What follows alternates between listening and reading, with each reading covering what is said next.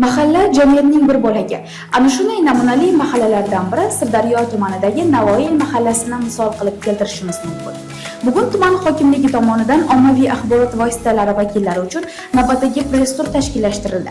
Asosiy maqsad tuman hududida olib borilayotgan islohotlar, aholining turmush darajasini yanada yaxshilash borasidagi chora-tadbirlar va mahallalardagi o'zgarishlarni keng jamoatchilikka tanitishdan iborat bo'ldi. Press-tur davomida jurnalistlar Obod mahalla dasturi doirasida obodonlashtirilgan hududlarni ko'zdan kechirishdi.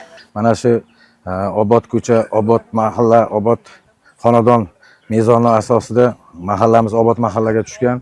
Shu Obod mahallada qilingan ishlarimiz 2400 metr asfalt yotqizildi. Asosiy ko'chalarimizga 170 ta beton stolbalari qo'yildi. Asosiy yo'llarimizga, ichki ko'chalarimizga ham qo'yildi. Sip kabellar tortildi. Bundan tashqari tungi yoritqichlarimiz qo'yildi. Obodonlash ishlari olib borilyapti mahallamizda.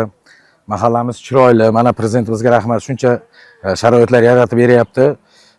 Prezidentimizning ishonchini oqlashga harakat qilamiz. Mana shu yettiligimiz bilan birgalikda. Undan tashqari, nogironligi bor fuqarolarga Saxovat va ko'mak jamg'armasi tomonidan moddiy va ma'naviy yordam ajratilgan. Shuningdek, mahallada yoshlar yetakchisi ko'magida ishsiz yoshlarga o'z-o'zini band qilishlari uchun chorvachilik, qandolatchilik, baliqchilik, hunarmandchilik kabi kasblarga yo'naltirilgan. Dehqonchilik qilib daromad topishlari uchun bo'sh yerlar va maqsadli kreditlar ajratilgan.